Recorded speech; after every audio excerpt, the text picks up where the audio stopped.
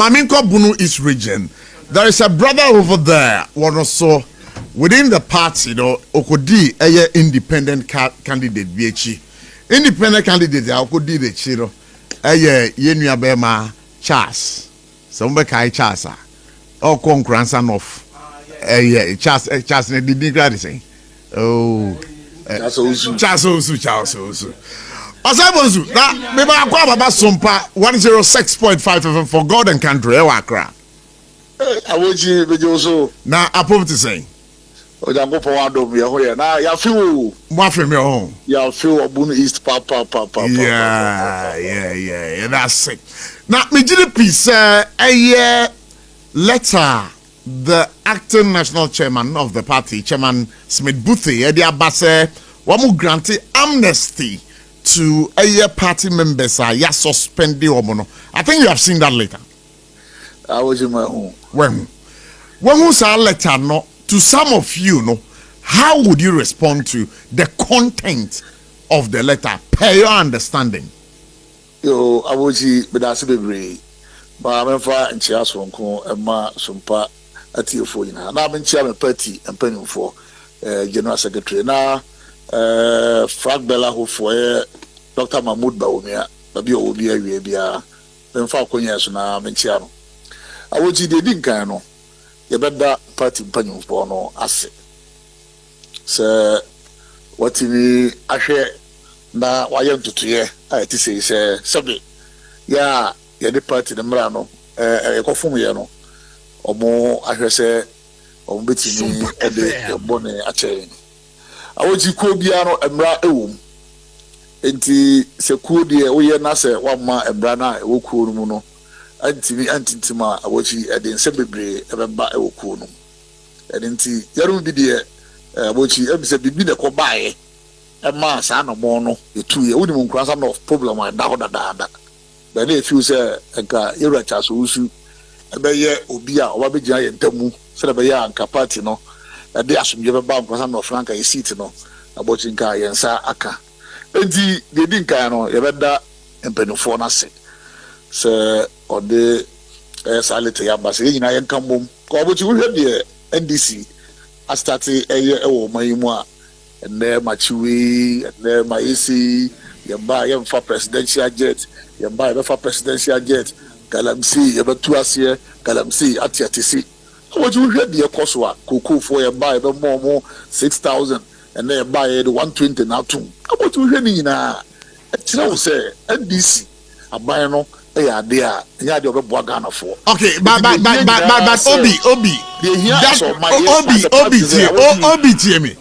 that is not a subject for conversation. You were affected by those suspensions. And I'm asking you, are you rejoining the New Patriotic Party? Yes, I am joining the New Patriotic Party because in some way this for the better Ghana for no. Yeah, they are nyade na oba nye no moye. Wow. So be no. Ye hia say nyina be kai ho abom. Enti penufo na awochi obodo krata no ba. They be do mo ase. No mo hu say the party na dru no. Ye nya nka mo mu a e be boa yen. Okay, so Obi. Now what you say you are going to rejoin the party. You are going to reapply to rejoin the party. And again, Untimin contested any internal elections in the party for the next 2 years. You agree to that? Aboji medasi. Aboji letter no. Ebze echichimuga kreze mpanyin bana ombechichi. Mini Chairman Bute Akasa Sisia, the acting national chairman of your party, and that's exactly what he says. So, are you prepared to rejoin the party based on those convictions? About in the first case, let alone me can me denounce my party membership. And now, when him say the SOMPA FM, will be anyhow, one mama letter say was suspending every party. I will remember to see any say. Obi say my former boss, Popa, former Bunu East Regional Communication Director. Ono de e ba say okwa fafanto no. Ono tro krata e be to eye Ghana nyina say efiri nokro no ono onye ABP ni biem na okwa bo no sesen e oba bi foforo. But in my case, I never wrote any letter. But you were out there openly campaigning against your party's candidate, and you were campaigning for Charles Owusu, an independent candidate. Automatically, it sends you out of the party. You think the party's leadership don't know? Yes, when you look at Article 3, but the only answer they say, me in my case, I never denounced my party membership. I was not given any letter. I did not write any letter out. 7 year MPP in EBM. It's not because example you for a ban on which you gakra. But I pay me North secretary on another network. He was insisting say, for letter Embra Asana ya John Abochi. The only thing say, party no ako na nkoyi. If you say never be why yeah. What you mean to say never be why yeah. A party number. No more say abase nyina yen kan homoma. What you be feel say say that now be can what my amnesty. Until you let it go. Na obi a sabi okodi we say sabi bia no. But what you be to me ni dey. Owo tro that e dey better about this omunya party for no be me dey. So when a party because of let them ra. If you say in the other class no. Now me team class in brother no for about me Dr. Mahmoud Bawdia. Now me campaign ma Dr. Mahmoud Bawdia. That's the independent candidate. No dear what you know someone da ho. I see a amnesty abay. And they say national and regional no e come class north. Now upon amnesty ni na no. Obusa ko share the aggrieved old police station executives no. Omo de sa ntishemu no ba ma independent nya kwa be wura mu no na omo no sa tande abochi bi de basre empanimfo eye se omo to sa na mo no mom I was so change so in this case no so we wan kwasa no so me kra be do no party adwuma kra me nye biem enti let e biem abetra does that mean say party ni here say independent vote ana. Very well. It's very well. Some me can win and I say me can one letter. And people for and me say, okay, me say must say come here no. Me obi no want me letter. All right. Okay, so Obi based on party's constitution no. And now more because you go independent. But we just see am here. Some letter am my party no. Does that mean that the elections no? Then this for you aboji say me call am say me to ba my party na. I don't know. It's your brother saying again. I think very well. Your position has been well taken. We want to say a big thank you for joining our conversation this afternoon in Accra for God and Country on SOMPA 106.5 FM. Would have loved to have you over here, but anytime I'll be back, let's have a feel of you over here. Awesome. All right. What's that right? And people are deadly. I'm quick one. Yeah. And people are a deadly party. I'm telling you. So you should be very careful. So, now listen to me. Say, automatic forfeiture. MPP or a deadly party. Why? Deadly. I'm telling you. I'm coming. Say. Also, or your automatic forfeiture. No, automatic forfeiture. So when I apply, obey for so when the poll we are the damage of a position there, they will make reference to it. IOB. Yeah, guy, yeah, friend. In the kitchen, Panichao, the onshore uncle. So what's onshore? Because he's dealing with a deadly people. Hey, they can always make reference. About Buckman, is that what you say? MPP a party, if men send go. Sir. They will use it against you or the island. Come Japan, answer 2020. What that done now, Bacahon, or your campaign was in another nature, baby Bocobia, who was a woman appointment. And in there. Last you see, my senior brother Ebu, on say, CIA, or no, or in quotes, affected persons, Libya. And what threat back on so any dinkomo. On say Nipano, Midway Obeba, but and yet a beer any money. Okay,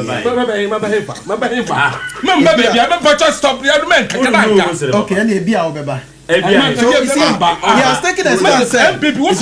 If you might answer them both, he has taken a stance. He has taken the stance. Say, oh maybe you. So on said the channel. Oh maybe you. And you know what any arguments you know. Obia or no so no. I agree with or no so baby you know. On response or dema. So say any background you want tiasi. Na unkwa na tiasi. That is why Chairman Bute says, "Enyo bia untimi nka say watch your letter to unya obia manaba back." Ye gane sank yepe. Mini ebonya say o ka say o ma back ntimi jama na kosa wo.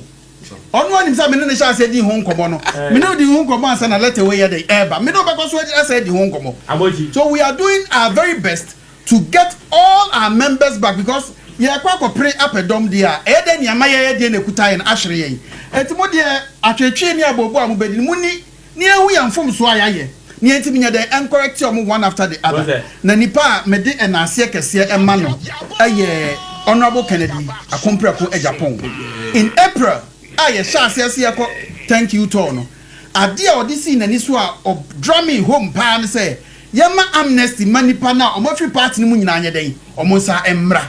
Etimi mi hu let away e ho na me comfort every year e buy say no decision am go take in the 25th of July no ashase a implementation no ya de abato say eye adwuma eti sempo yakoba ako na de to so mienu no ebinom feel say no yenyim free okra na eti na abochi ene awai wama ye bobo hu MPP we are a listening party eti etie de hu say dia yenu ebo kan eno na beboa ebo problem ni letter na obetro no na esi eyi free okra ma ne ba. I'm telling you an authority and that's what say her or Keti MPP on Keti. I know what is in him and we need him.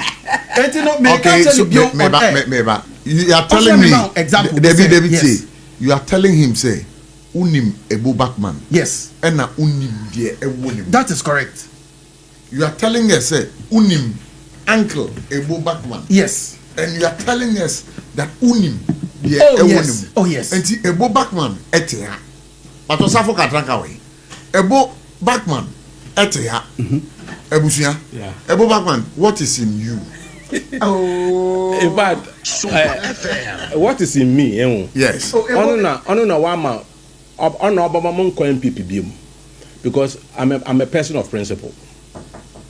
I left MPP on principle, not because of the I don't believe in the MPP or Yebusia. When we be into political party, you join.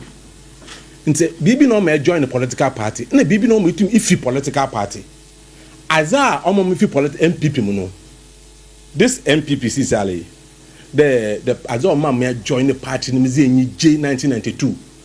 Lawrence no commandos. Wo bring hen azi nyina na ezechi. Ye ko kefit no wo bring hen. Na ye nwom. Butu ma twom ku bi a che obaye wonyi je wa ha. Yes, Lawrence no commando fu wo bring hen na ye nwo ya sanaba. Wo bring hen na ye rekọ.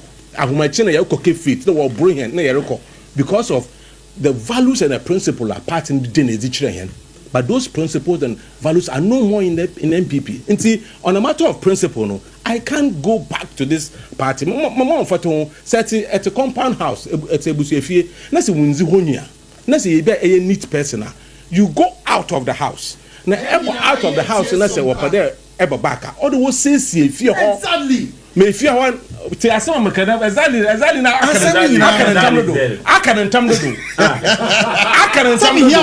You don't know. That was say fear how me say what ya kono. I mean if I kono ba. Now we say if you I got your letter with conditions. If you no if you no munye nsisi. And if you no I mean and if you munye nsisi. Let people mark your party when we say regulations in there, no executive member of the party should openly support any candidate. National executives, what's in Homer, youth organizers who are executives of the party. And in fact, that was the last question I had wanted to ask Chairman Bute. Yes.